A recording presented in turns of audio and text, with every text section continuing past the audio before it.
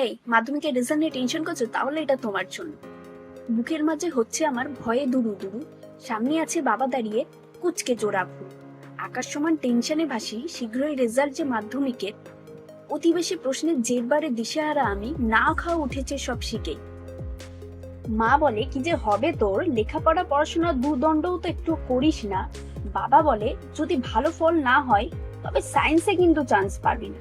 মামা বলে first division পেলেই তোকে গিফট দেবো দামি।